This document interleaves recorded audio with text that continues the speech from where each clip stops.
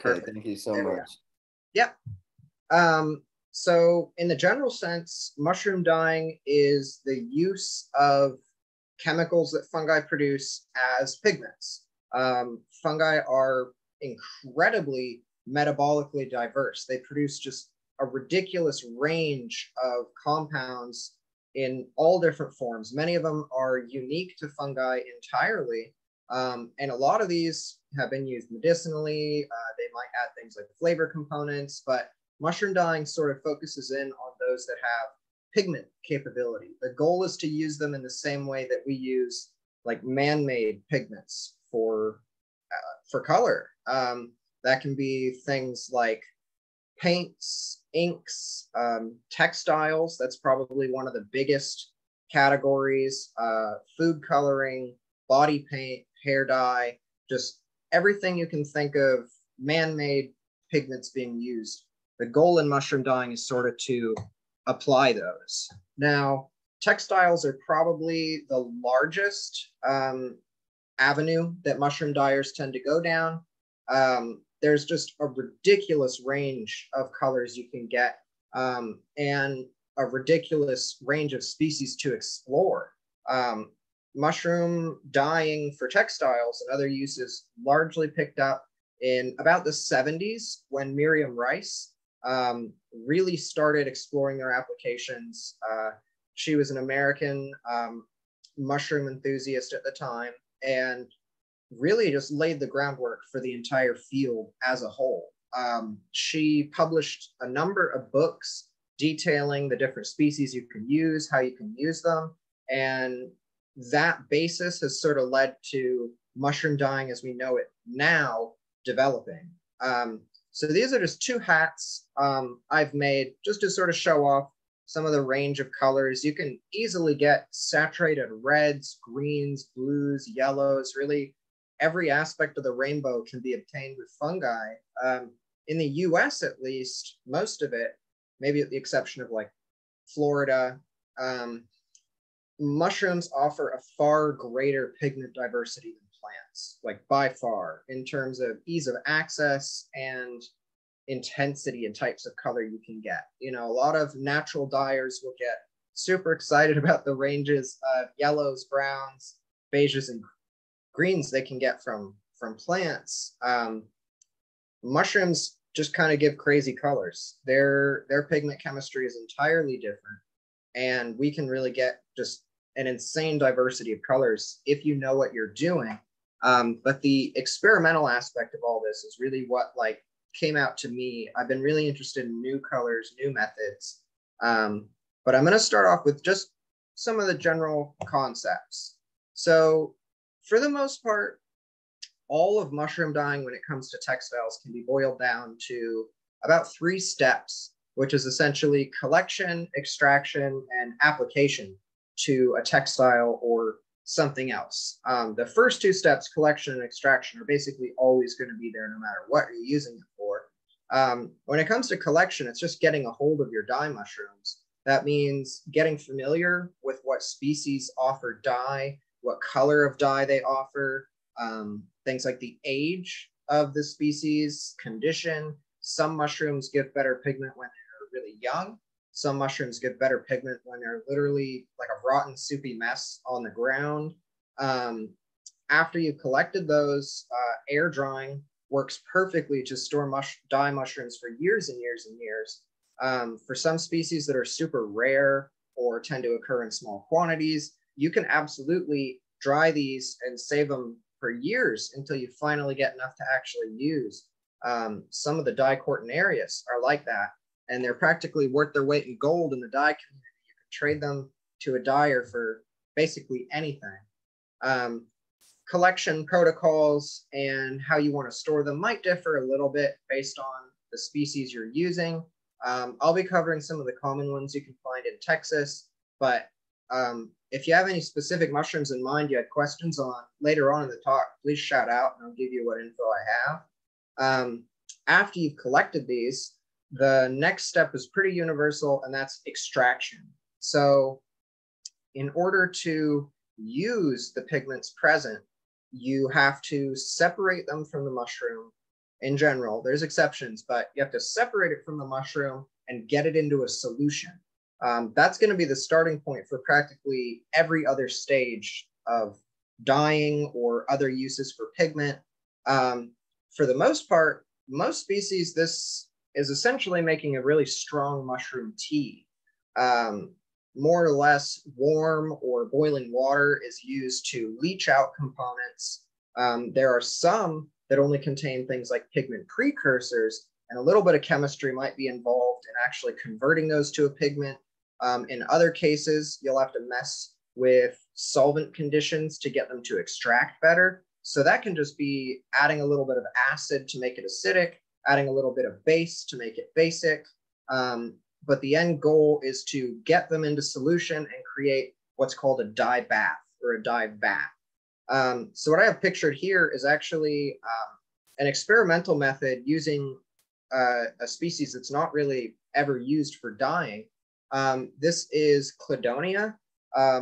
This is Cladonia bolidiflora specifically, but one of the common names for these is red soldier lichen or British soldier lichen. They're the tiny little sort of fairy cup lichens that grow on wood or the ground with those red tops. You've probably seen them before. They're pretty widespread. This is a great example of a species that you would have to collect for a very long time to ever get enough to use for really anything.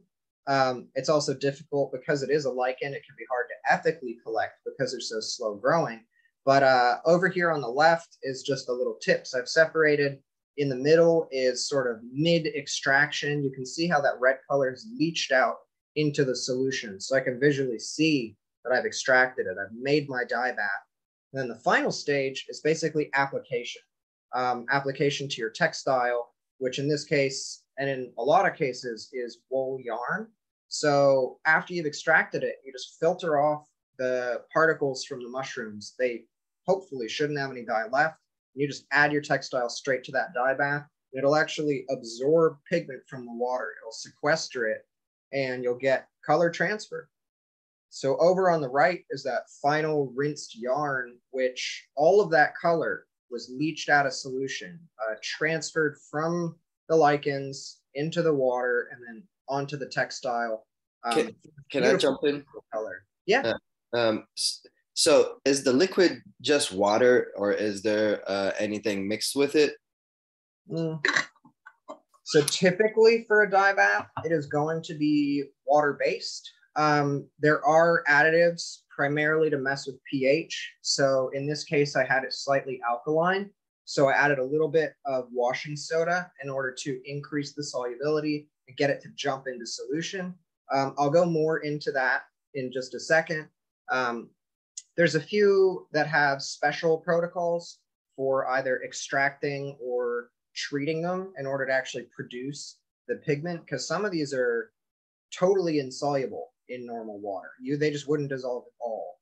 Others are colorless or yellow or green and can actually be converted into colored forms to get better pigments for the actual dyeing process. I'll go into probably the biggest subset of that just in a second, but these three steps, yeah, basically encompass mushroom dyeing as a whole.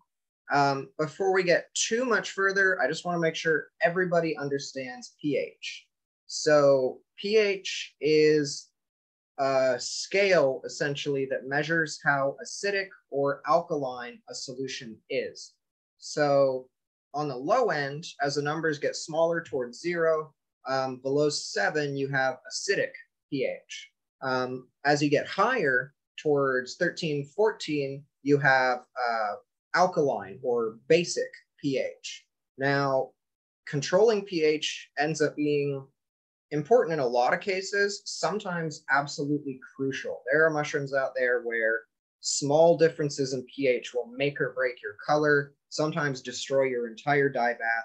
And if you really mess up pH, you can actually destroy your textile. You can literally melt your yarn or silk. So a bit of an understanding on pH is important.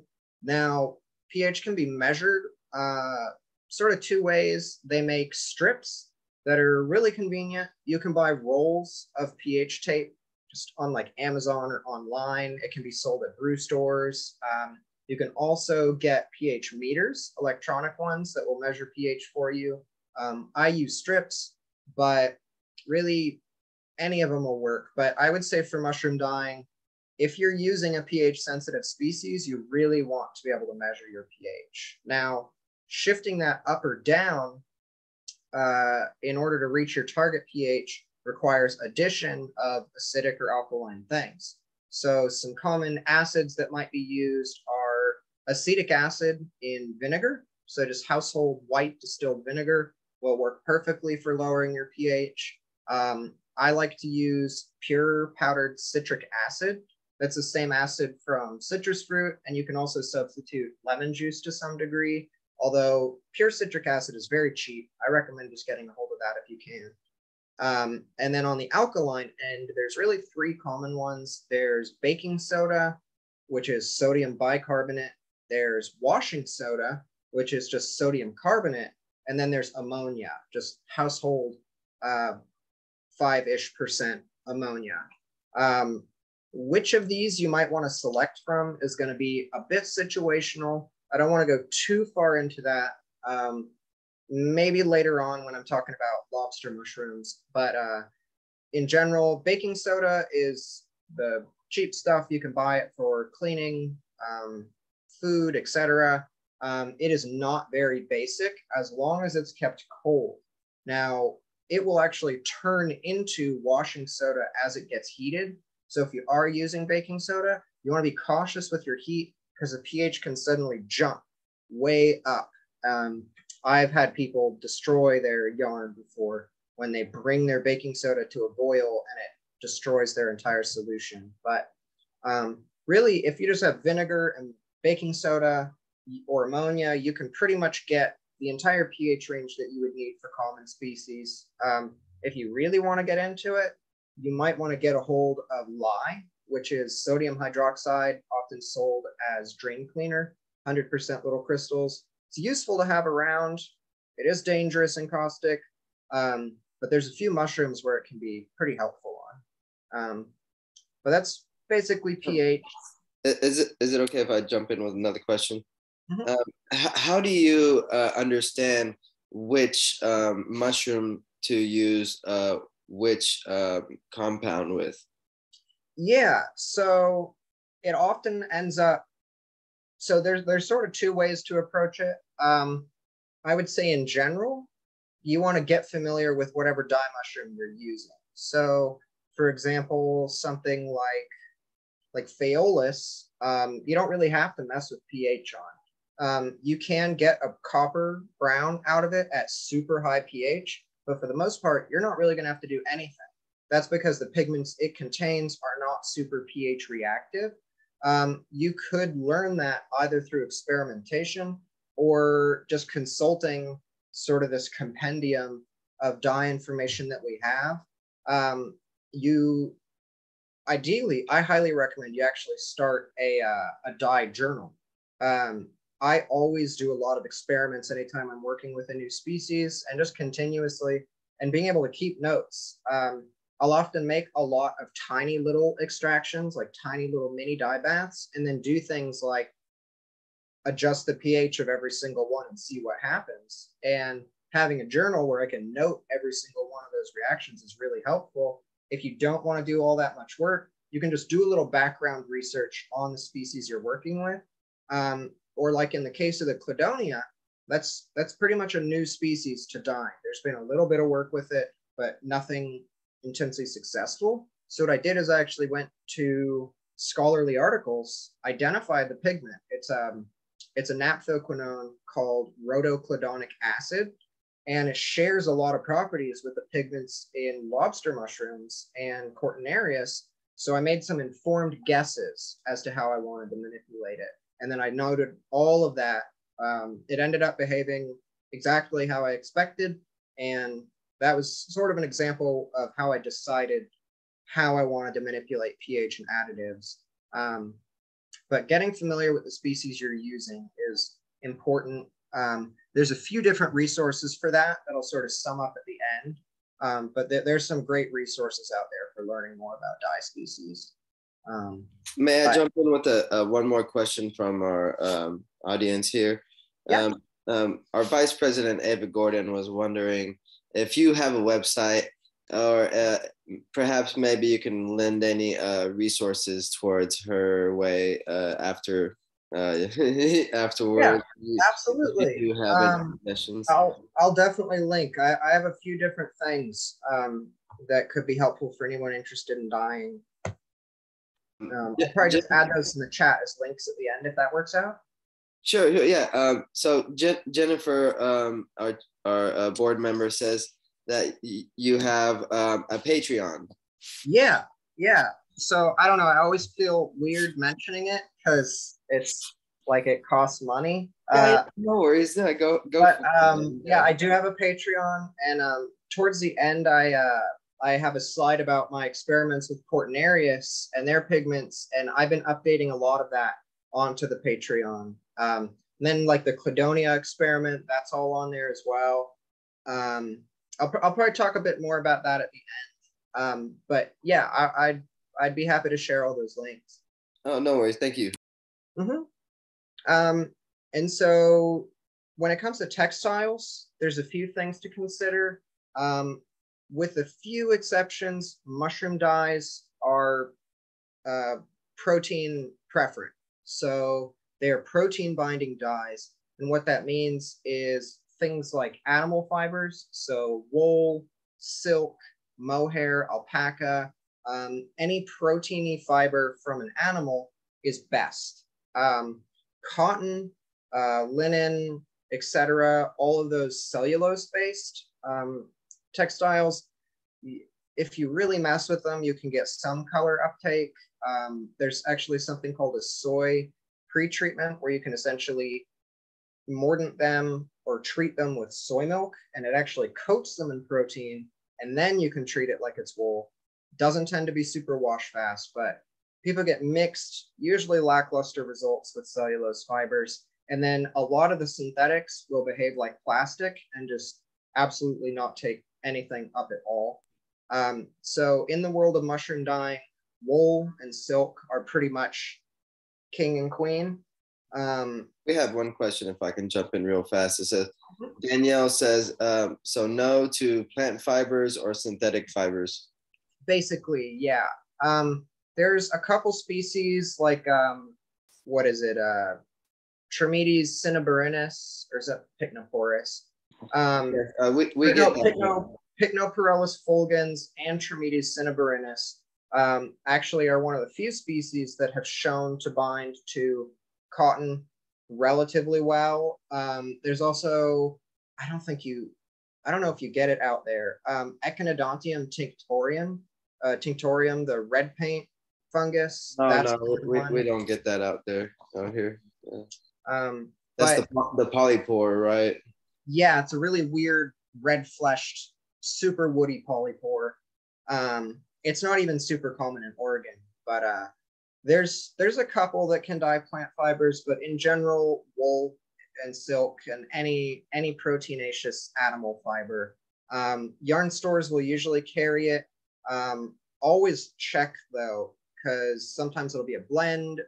Most yarn that you see is acrylic or nylon based, and those will not work for dyeing. So check your tags. There are websites where you can pick up lots of pure wool yarn for pretty cheap. That's what I do at this point. I can add a link for that at the end if anybody wants it too. But choosing your textile, wool or silk is generally what I'd recommend. Now, there's something called scouring that you're basically always going to want to do with wool or everything but silk.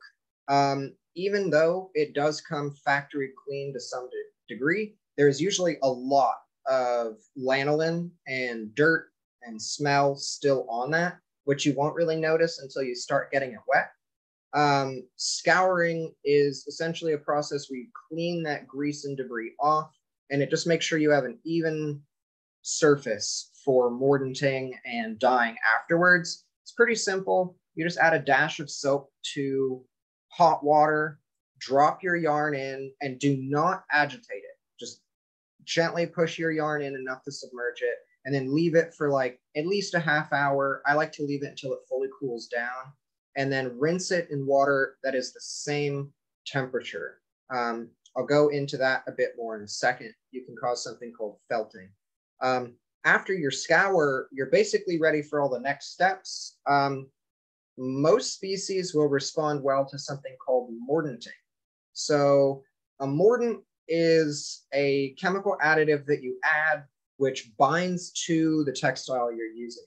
So alum, for example, will be absorbed onto the fiber, and it basically adds extra sites for dye molecules to attach. Sometimes it shifts the color of those once they're attached, but in general, it increases the light fastness, the wash fastness, and intensity of your dyes. Alum is the most common because it is basically non-toxic. It's very cheap, easy to handle and weigh. In the past, things like tin have been really popular, things like copper, chromium. Chromium, incredibly toxic. Nobody really uses that anymore. I'll still use tin periodically, although you have to be really careful with how you handle it, because if there's any remaining in your solution, you cannot dispose of it normally because it is a toxic metal. Alum, safe to put right down your drain. Iron, safe to put right down your drain. Nothing to worry about. But alum brightens your colors and is typically used at about 10 to 20% weight of fiber. Now, for both the mushrooms that you're using and any mordants or additives you're using, they're usually measured in a metric called weight of fiber, or WOF. This is just additives relative to the weight of your yarn. So you would weigh your dry yarn, say it was 100 grams of just dry wool yarn. If you wanted to do 10% alum weight of fiber, that would be 10 grams of alum. 10 to 20% is pretty common. So that would basically just be 10 grams to 100 or 20 grams to 100 for 20%. Mordants are usually done in percentages weight of fiber. When you're talking about mushrooms, it's basically always calculated as dry weight of mushrooms as a ratio to your fiber. So a really, really common one, and what you can just assume if you're experimenting or using a new species, a 1-to-1 mushroom to yarn weight of fiber is super common. So if you had 100 grams yarn, you would have 100 grams of dry mushroom. So those are usually done in ratios. Some of them are really potent, like Papilopilus is like 1 part mushroom to 5 parts wool or textile. But you can experiment with that because it does change things. But alum and iron are both used percent weight of fiber. Now, iron typically saddens colors. It darkens them or complexes them so intensely, so heavy that it can actually get close to black in some instances. There's one species where iron is a super popular additive. You can actually either mordant your fiber beforehand with iron, or you can actually mix up iron in a solution and use it as a dip after dyeing. So that's a post-dye dip. Whereas alum is really only ever used as a mordant beforehand. And in order to mordant, you're just dissolving your mordant into water, adding your scoured fiber, and then just bring it up to right below a simmer for about an hour or even overnight at room temp. Rinse it, and you're pretty much good to go. Same thing with iron, with alum, with tin, whatever you're using. That's a basic mordant process. Is you just want to warm up your yarn, and it'll actually sequester that metal out. There's a humongous range of mordants out there, but these are probably the 2 most common ones with mushroom dyeing that I wanted to mention. And then just a super quick warning, felting and melting. So felting occurs when you agitate hot yarn. So if you have your yarn and you're scouring it and you move it around a lot, it'll all just turn into a giant mat. It'll felt to itself and be impossible to unravel. It'll lose its softness.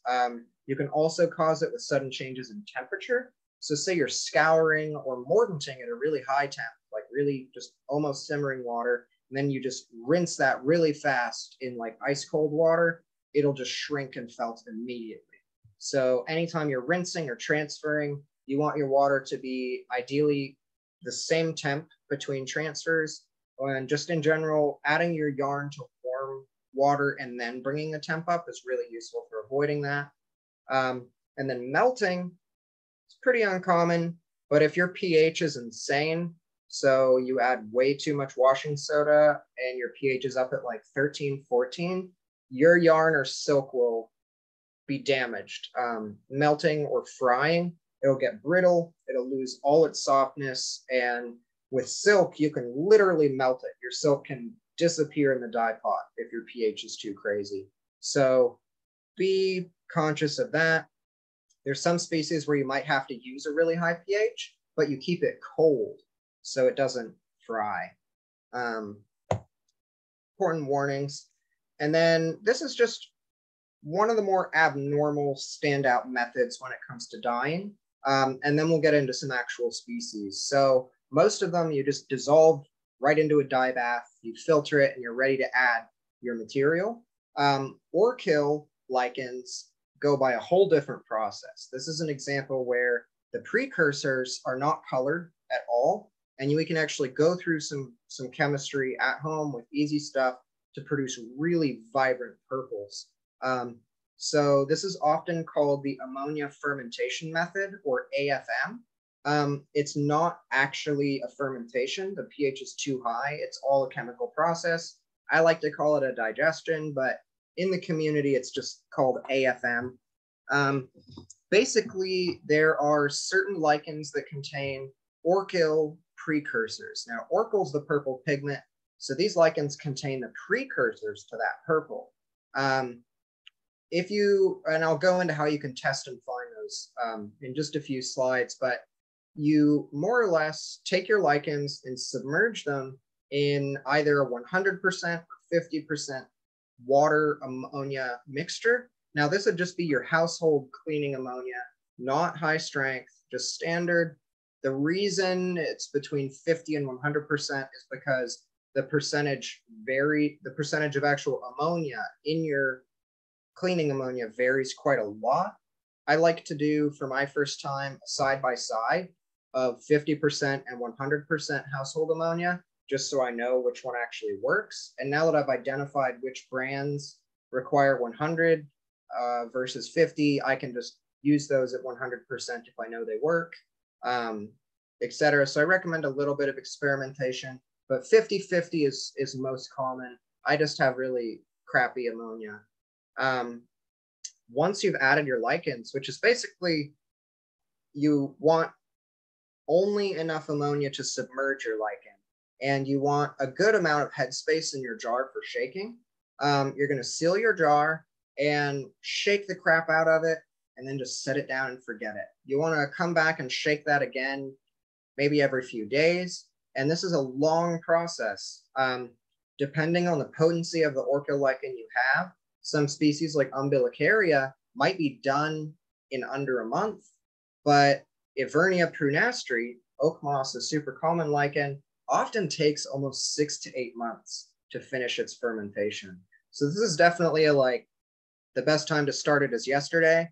But in your area, you have some very, very potent purple orchil lichens that I highly recommend. You can find them all over the place. I'll show you how to identify those in just a few slides. After you get that set up and your periodic shaking, you'll be able to observe that it turns a deep, great purple color, and that's how you know it's ready to go. And you can treat that as your dye bath, essentially. Because the pH is so high, be careful with temperature. Some people just do a cold soak, but it's worth some experimentation. And then getting into some actual species. So this is one I really wanted to focus on.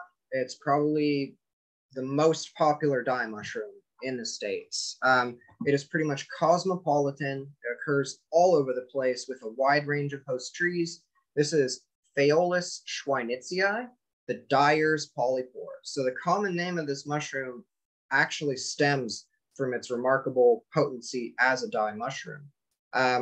In Texas, this is going to be primarily found under pine, but in urban areas, it can occur under a range of conifers. You'll usually find it at the base of sort of a middle-aged to old-growth tree. And in my area, they're usually early fall. So sort of like warmish weather, around the same time you start to see things like chicken of the woods coming out. And for dyeing, I recommend getting them middle-aged, where they still have some bright yellow or green on them somewhere, and they're not entirely brown black. The totally brown old specimens can dye, but it tends to be closer to brown and orange rather than nice crisp yellows. So this species gives golds, yellows, a range of greens, and then under certain conditions, sort of this coppery brown. Now, this is probably one of the simplest, easiest, most straightforward mushrooms to dye with. You do not really have to mess with pH. With alum mordanted fiber, I like to use about 15% for this species. You will get brilliant, brilliant yellows and golds, just super saturated, very stable colors. If you mordant with iron, or you do a dip in iron afterwards, you will shift that color drastically to an entirely different shade of green. If you have copper on hand, you can shift it to coppery brown, or if you expose it to super high alkali, which you have to be careful with because you'll melt your fiber if you're not watching out, you can also shift it to that deep brown, sort of coppery brown. Can I jump in with a question?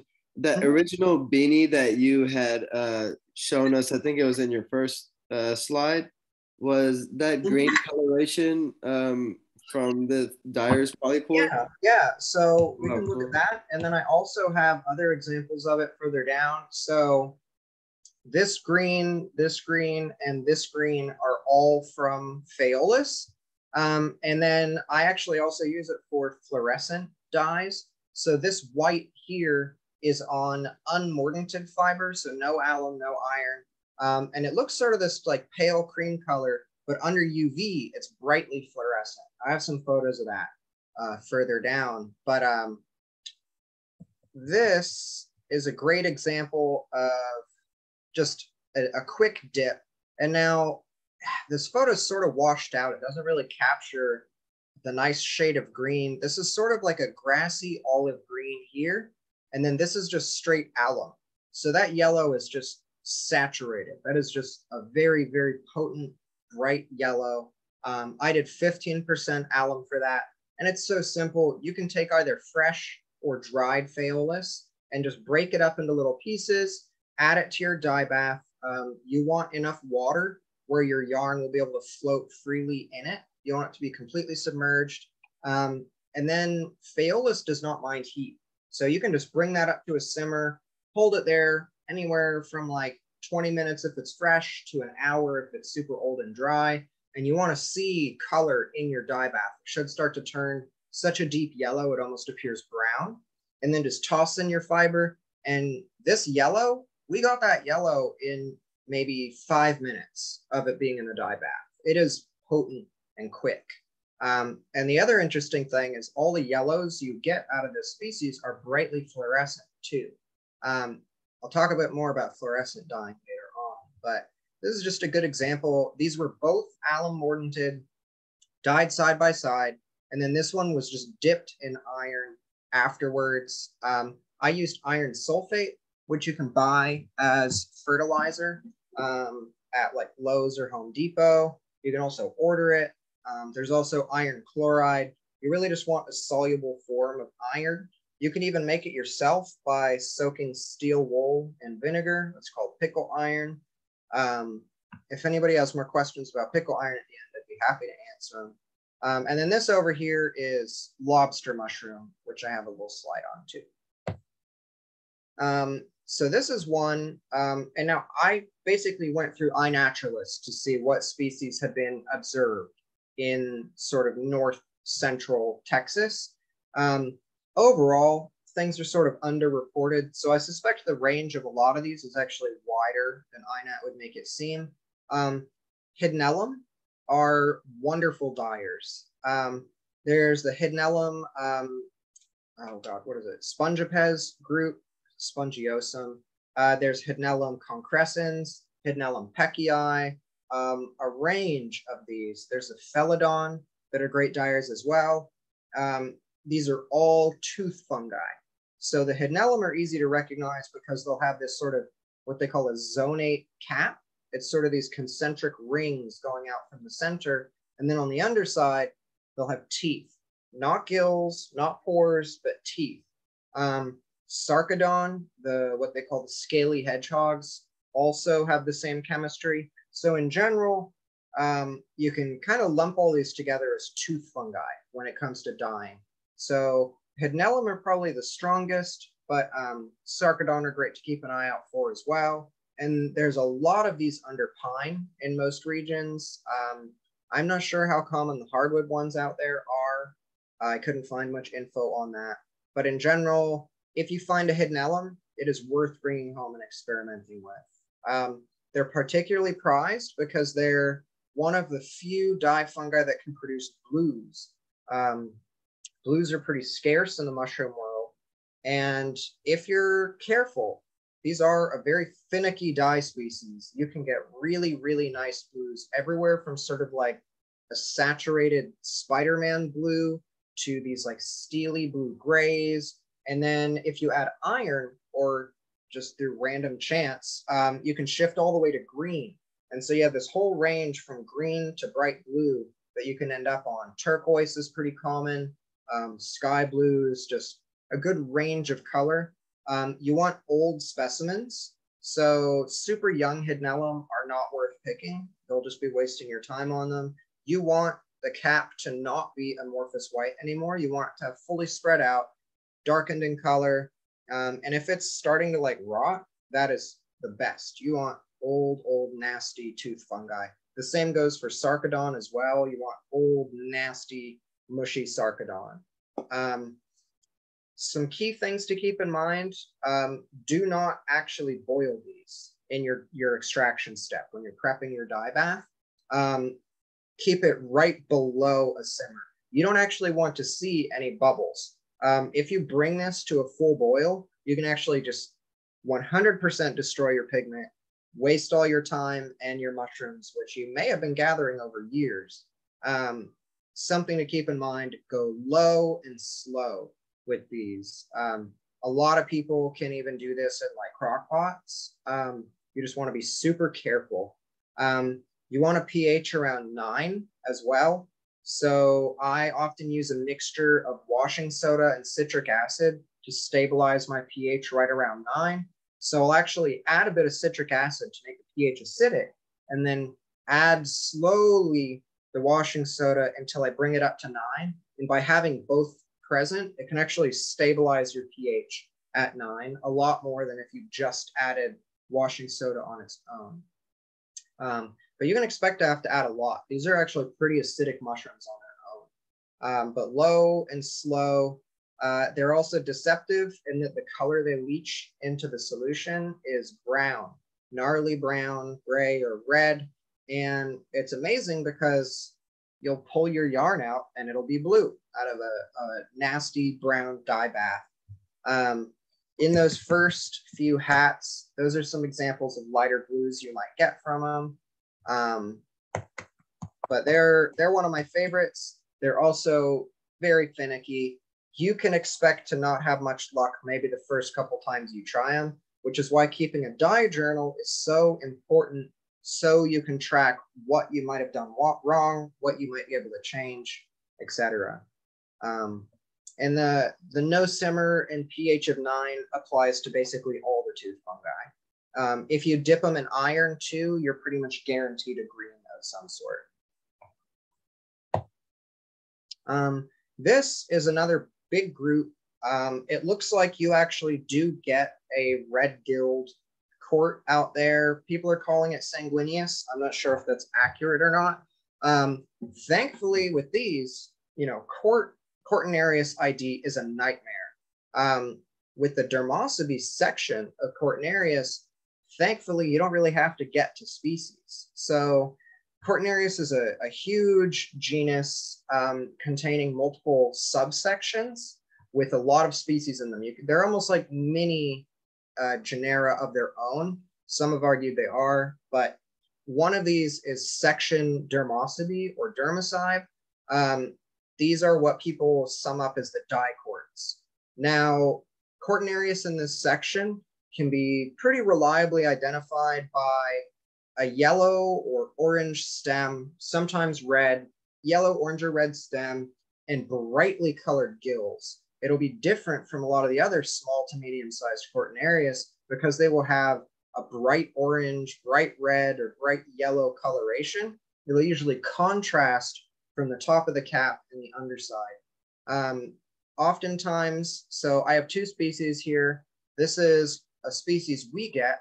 I don't think you have it out there, but you have very similar red species. This is Cortinarius smithii, and it has just this beautiful, beautiful crimson gills. Then this is Cortinarius cinnamomius. This isn't actually growing out of mulch because all Cortinarius are mycorrhizal, but it's just in landscaping. With these dicords, they have the convenient functionality. What you see is what you get. The dicords with red gills provide red. The dicords with orange gills provide orange. The yellow gill quartz, yellow. So you don't actually have to identify these two species, which is kind of a nightmare for a lot of people, especially beginners. If you can just recognize that it's a Cortinarius, that it's a dermosobi, which you'll usually be able to tell by the bright color, you can collect these and know that whatever you see is what you'll get. These are practically worth their weight in gold in Oregon because the red ones really only occur in small quantities, and often people have to accumulate them for years.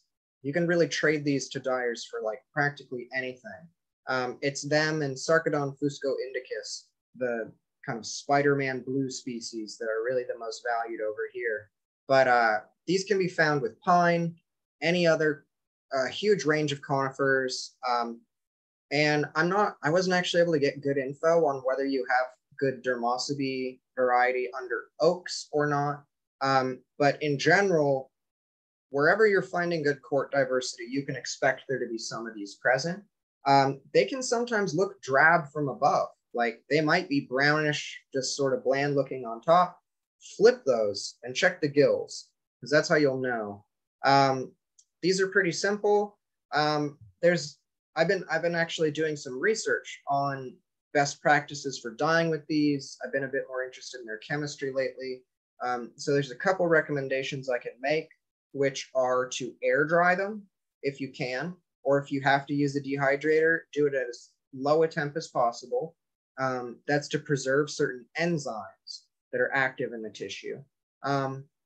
Before you actually bring your dye bath up in temp, you want to soak them.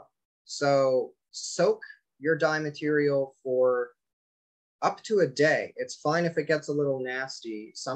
2 or 3 days probably wouldn't even hurt, although it would smell.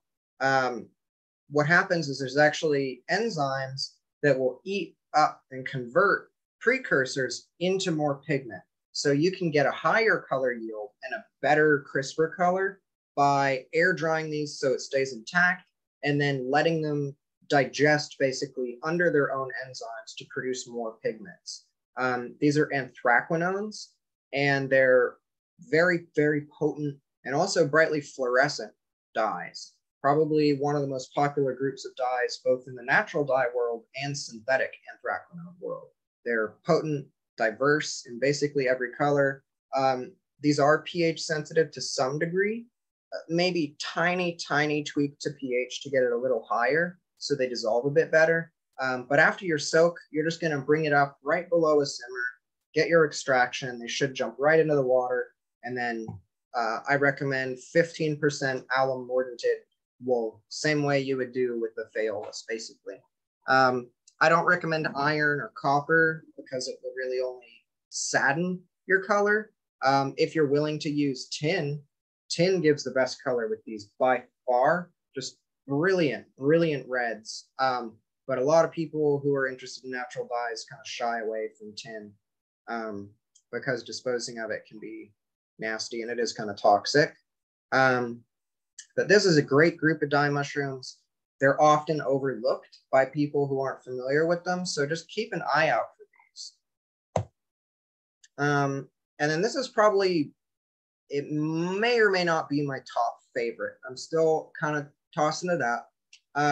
So these are Hypomyces lactiflora, the lobster mushroom. This is a very potent dyer that gives probably the biggest range of colors out of any species I've worked with as of yet. This is a parasite on Russula brevipes, and I'm not sure if it eats Lactarius too in Texas. Out here, it's only Russula. But wherever you find Russula brevipes, you can expect that habitat to overlap with lobster mushrooms. They're typically an earlier fall species. Because it's a parasite covering the outside, it's actually really only that peel that contains pigment. So if you're going out and collecting lobster mushrooms for eating, you can actually peel the rind off. You can peel that colored pigment away, keep it, and then get to eat the inside. You kind of get both out of it, which is great. However, one thing to keep in mind is rotten lobsters give the most and the highest quality pigment. So usually when I'm out harvesting these, I'll still be gathering the wormiest, nasty puddle type specimens I can, and then picking little bits of rind out of the puddle. It's nasty, but it's absolutely worth it. It is a super pH sensitive dye. So this is one where you want pH strips, you want a source of acid and a source of base, because it makes all the difference. Under acidic conditions, so pH below 7, it will give yellow. Right around 7, 7.5, it'll be orange. Basically the same orange you see on just a natural fruit body, because those exist at about a neutral pH naturally. Jump up a little bit towards like 8.5, you'll have a true red, not an orange red or a purple red, but an actual red. Between 7 and 8.5, you'll have orange reds. And then above 8.5, you'll basically start getting more and more and more and more purple up until really, really high pH, where you'll have like almost this grape color. And so you have yellow, orange, red, and purple just out of one species. And it's a spectrum too. If you play with pH, you can get every single color in between. I really like reds and purples, so that's primarily what I aim for. Over here in the bottom, you can see this was dyed at about a pH of 9 for a nice sort of raspberry color. I do not use mordant for these. I actually don't recommend a mordant for these. I think it tends to make the pH less stable over time because alum is acidic. And then here is an example of a pH of about 8.5 for just basically a pure red. And then in those first two, this almost like bricky red is also lobster. And then this purple up here is more lobster. Really just an enormous range of color out of these. They're one of my absolute favorites. And if you're only interested in using them for dye, you can absolutely pick these and let them get kind of rotten in your backyard until you're ready to peel them and use them for dye. But this is one of my absolute favorites. I love the reds you get out of lobsters. I recommend doing an extraction at a higher pH because it is more soluble in alkali. So I might keep my pH around 9 when I'm doing my first extraction. And then after I've filtered off the peels, once I see that the pigment has left them and they're starting to get to be colorless, then before or even after I add my yarn, I can add acid or base to get it to whatever color I want. It's totally flexible, basically until you've pulled it out, rinsed it, and dried it. It's really, really nice species. And the final group that I wanted to make sure y'all were familiar with, because they are easy to overlook. You probably walk past these species every single day without knowing it, are the orchil lichens. So these are lichens that you would use the ammonia method with, AFM, where you soak it in ammonia solution in order to get real, just beautiful purples. There's really three that are probably the most potent and common in your area. There's Evernia prunastri here in the middle. This is what they call oak moss. It's super common. It can be easily mixed up with a few other species like Ramalina. But once you get familiar with this branching pattern, and then the fact that it has a white underside and green top, it's pretty easy to identify. It also smells very distinct. It smells perfumey or slightly chemically and fragrant. It's a very distinct smell once you get to know it. It can usually be collected in huge amounts after a storm where it falls to the ground. One thing to keep in mind with lichens is you do not want to ever harvest them if they're alive and on their substrate. So if Evernia was growing on a tree branch in a live tree, you would not want to pick that because it probably took maybe 15, 30 years to get to that size, and it probably has another 10, 15 ahead of it. We try and harvest for dyeing what we call windfall or rockfall. So after a storm or when a tree is taken down and that lichen either falls to the ground, the branches fall to the ground, or the entire tree is taken down, that lichen, it can't grow anymore. Its habitat's essentially been destroyed. It will just rot at that point. And that's what we target for dyeing. So after a storm, after a thaw in spring, usually the erosion from the snow and wind will have dropped tons of windfall lichen on the ground. That's the best time to go out and gather it. It's not hard to get huge amounts of Evernia. The other super common one, which I'm very jealous of because it's not very common here, but it's everywhere in Texas, is Punctelia reducta or redecta over here on the left. This is, I've heard like spotted shield, speckled green shield lichen.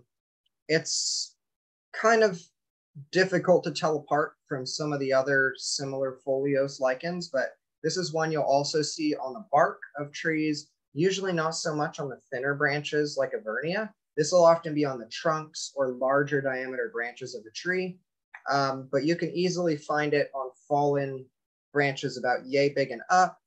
It is a potent orchil lichen, much more potent than Evernia. So if you can find this, it's probably what I'd recommend above the others if you can get it.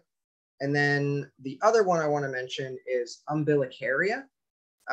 These are the rock tripes. They're these sort of flaky looking lichens that will generally grow on exposed rock faces. The problem with these rocks don't fall apart very often. You really can only gather the tiny little flakes that will fall sort of where the rock meets the ground. You'll be able to probably pick up a few flakes. The only saving grace is that it is so potent, you don't need very much of it. But you'll often have to sit there and slowly collect this for years. However, Umbilicaria is probably the US's most potent purple dye lichen. So if you spot it out in the woods, it's always worth grabbing, but never collect this directly off of rock faces where it's living. When it comes to identifying these, and also this is a very small section, there are tons of orchil lichen. There's an important test. So in particular, Punctelia has a bunch of other super similar looking lichens that can be very difficult to tell apart. There's something called a C test or the chlorine test. If you scratch the surface of your lichen just enough to expose the sort of whitish or different colored interior, place a drop of bleach directly on that. If that lichen has orchil potential, it will turn red. It might only turn red for a second before the bleach kills the color, and that's what they call a flash. But you're basically going to scratch it open, put a little drop of bleach on there, and then watch it closely for a few minutes in case any red flash or red color develops. If you get that reaction, which is called C positive or chlorine positive, you know you can use it for the ammonia method. Even if you have no idea what species the lichen is, because that test was positive, you know you can use it this way. Even if you don't know the species, you can take photos, get familiar with it. So in the future, you can sort of add local lichens to your repertoire because branches are often coated in many, many different species. And if you learn which one of them's which ones of them can be used for dye, it's really helpful. But that's the C positive test. Evernia is probably the most common, but Punctilia I would really keep an eye out for in Texas. And that basically covers the species I wanted to go over. The bulk of the talk, I wanted to give just a couple of quick mentions to some other projects I've been working on, sort of with dye stuff forward. I think we're coming up to the end of the hour, so I won't take too long. This is sort of an alternative use for dye mushrooms that I wanted to mention. So this is something I call phaeolus henna. That's really cool. Yeah, this is like probably my favorite mushroom dye project. This is a big part of why I got invited out to the IFFS to like teach. So I was pretty much my first time dyeing with phaeolus. I was aiming to get yellows.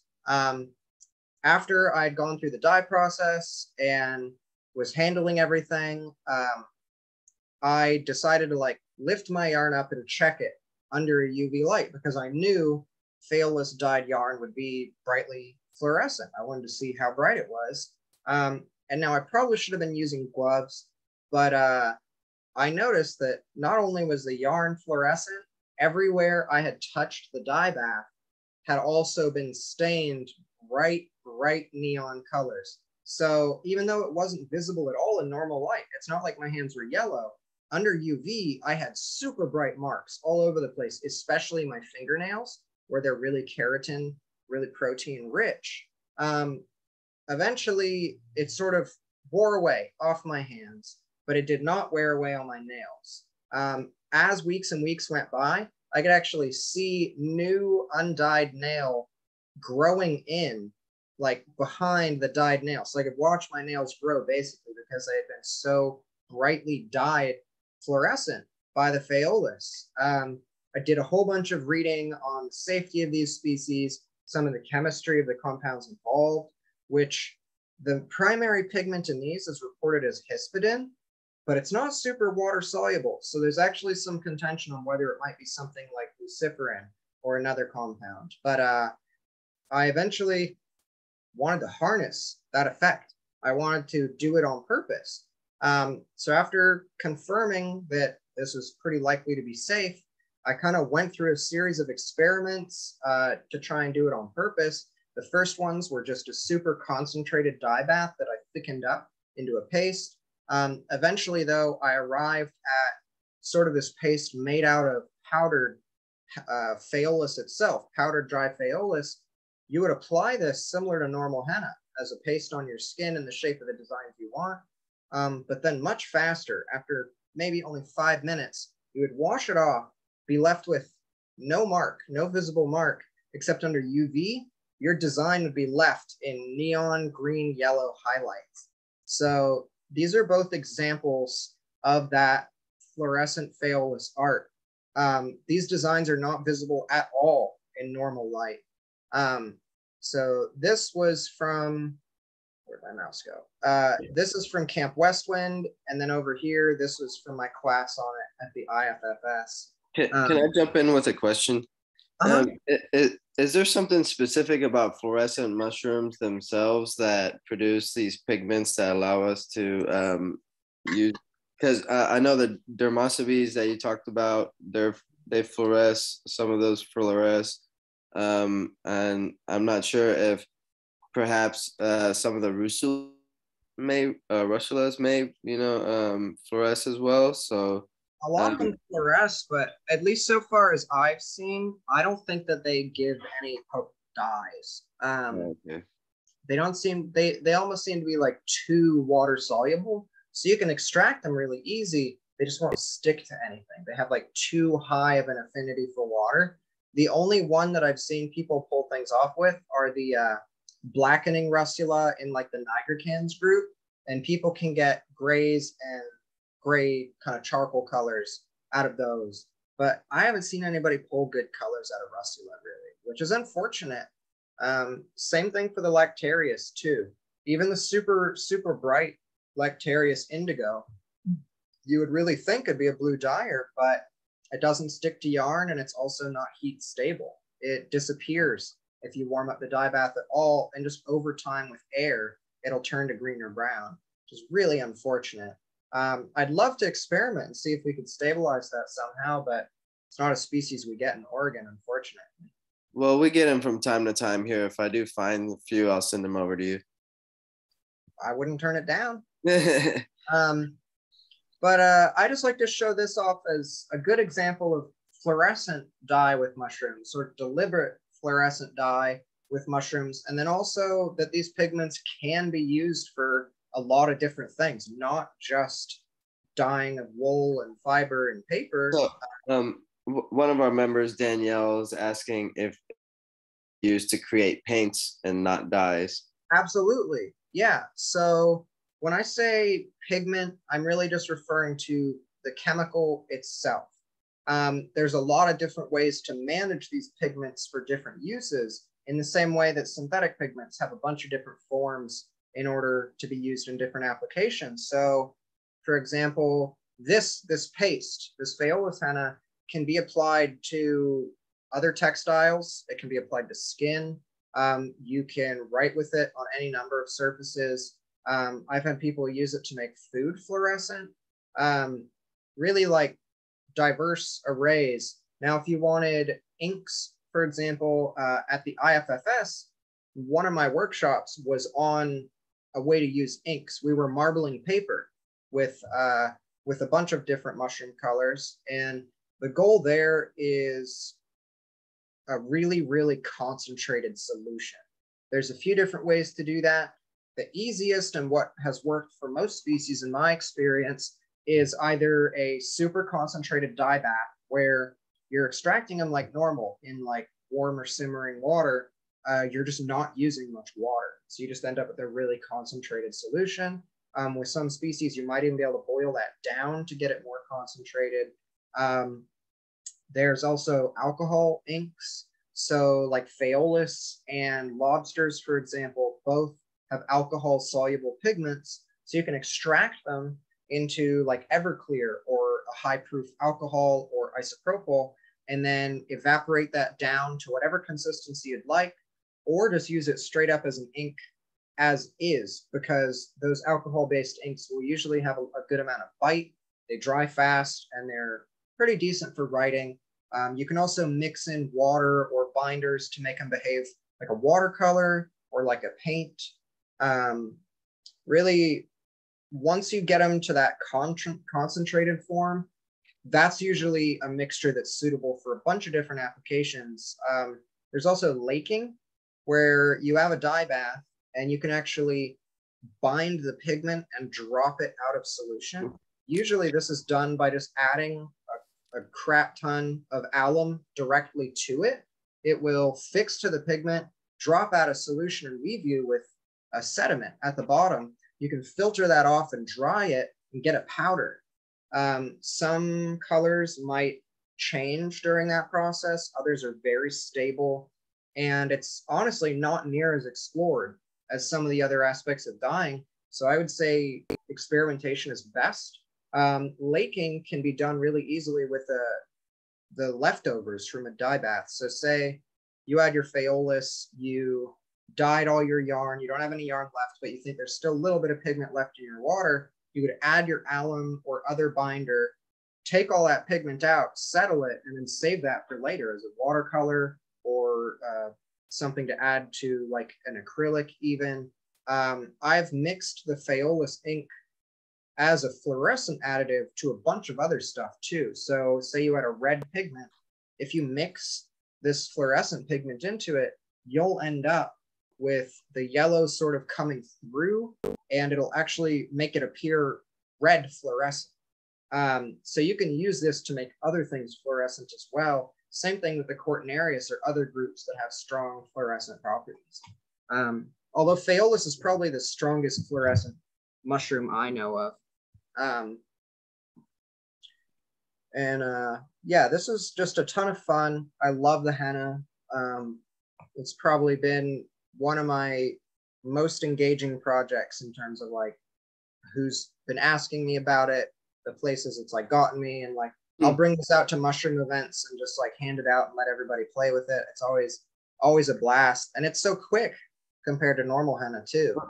It's been such a pleasure just watching this presentation. I've learned so much throughout this hour that you spent, sharing your passion with us. I really hope maybe in the future we can get you down here to share a little bit more in person about how to move forward with the process, and maybe even do a workshop with us. Yeah. And if anybody has any other questions, I really just thank you so much for all your effort, and especially kind of tying in Texas with this as well, and the local species that we got here. So if you do have any list of like resources, perhaps you can email it to me, and then I can get it out to or if you want to put it in the chat box, we can do that as well. Yeah, we could always, here, I can just put them in the chat and then also send them to you for people who didn't attend. I'll first stop sharing so I can go grab those links real quick. Sure, yeah. But yeah, any questions you have, please like put them in the chat or shout out. Hello? I'm sure I cover everything. Hello? Hi, yeah, I was just curious. So in the textile business and textiles in general, dyeing is a very wasteful process. There's a lot of waste after dyeing. There's a lot of waste that goes into creating pigments for the dye. Just often very toxic too. Yeah, extremely toxic. I mean, just a pair of blue jeans, so much waste in water alone. Do you think that using a fungi material can add to the dyeing community to create less waste, or maybe some diversity in what we grow for using dyes in the textile business? Absolutely. I mean, so like at the IFFS, we really got to see kind of the frontier.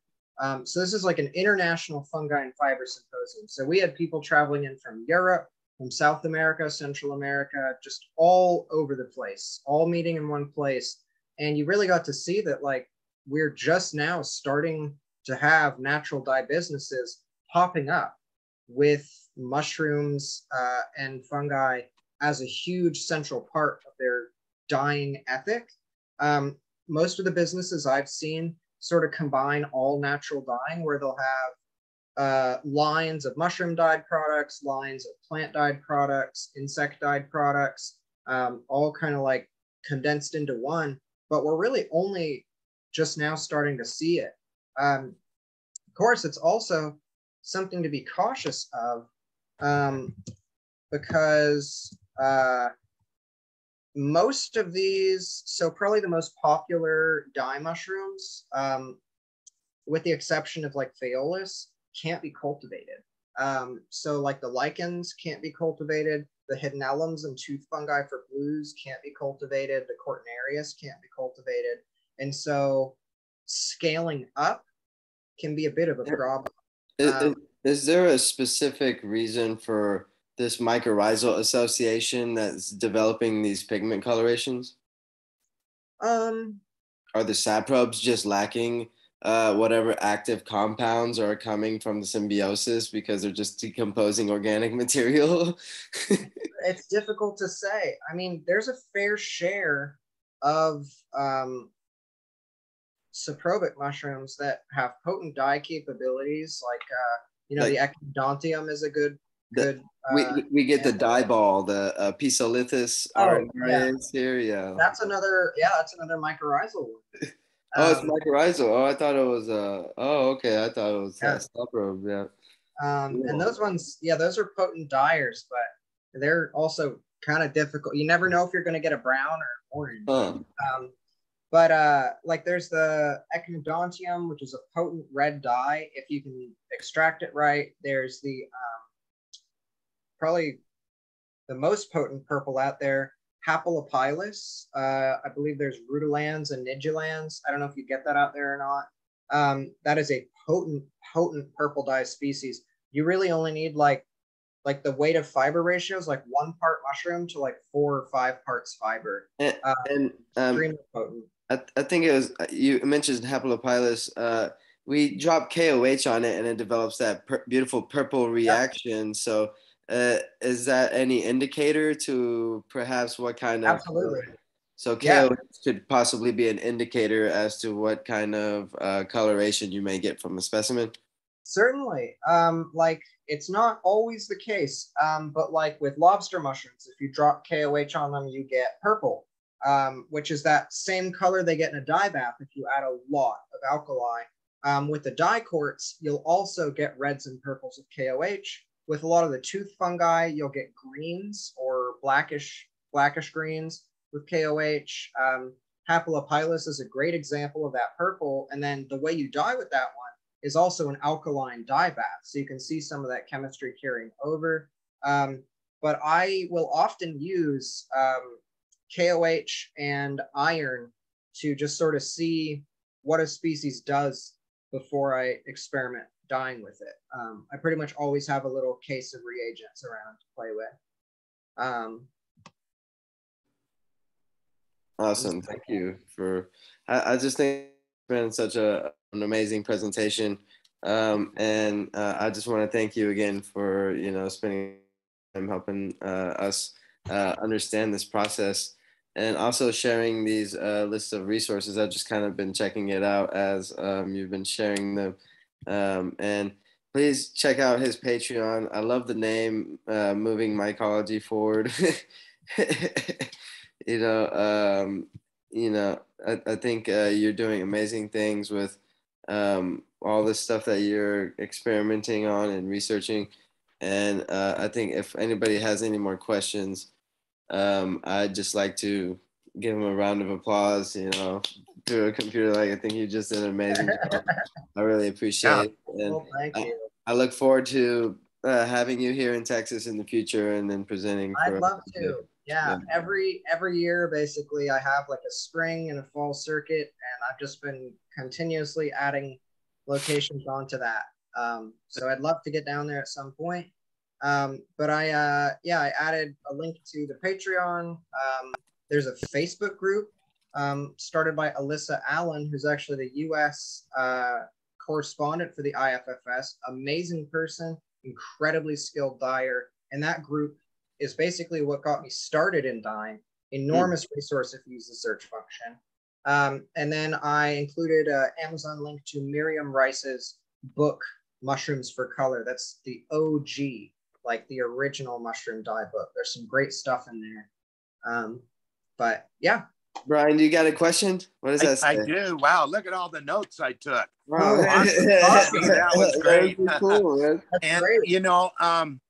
I'm in Colorado, and we have the Telluride Mushroom Festival, and I'm in charge of forays, and I would like to invite you, Sidnee, to come out to Telluride and lead a foray on how to collect mushrooms for dyeing. I would absolutely love that. That would be great. Is it Art Woodhouse with Telluride, or is Art Woodhouse with Soma? Is that his name? It's Art Goodtimes. Got it. Okay, but and Alyssa has been out, and Sebastian's been out. And if Sebastian, who I know already has your contact information, afterwards I won't bore the audience here, but I'd like to reach out to you because what a great idea I came up with. And I'm in charge of leading the forays, and we have chef forays, and we have art forays, and we have women's forays, and all kinds of different forays, but we don't have one specifically for collecting mushrooms for dyeing. And that would be just fantastic. How cool would that be? Yeah. And you guys have plenty of Dermosibes, Cortinarius over there. We do. And here's our cork guy right there on the screen. And Sebastian could back us up with hitting the courts. And I expect every year to be a little better for Cortinarius in Colorado for Sebastian to collect. And he's always a guest here at My World. So. Well, thank you, Brian. I appreciate that. Yeah, I'll definitely pass off Sidnee's contact information, and we'll definitely work it out. Does anybody else have any questions for Sidney, before we let him go. And I think I just want to say thank you everybody for a wonderful year. I hope you guys have a beautiful holiday and enjoy the upcoming New Year's. I hope that some of you will join us next week for our member appreciation event, where we're going to be cooking off mushrooms and bringing a potluck dinner and talking about stuff we're doing for next year. If anybody else wants to jump in real fast, if not, I'm about to end this and thank everybody for all for paying attention and helping us with Sidney, you helping us with understanding how to use these dyes. And this is my first time actually even learning about mushrooms and dyeing with mushrooms. So I'm super excited to use these two specimens of Phallus schwannitzii that we've connected and try to get some cool stuff out of it. So with that being said, man, I appreciate everything you've done for us, and thanks for having me out. Yeah, I really enjoyed it. All right.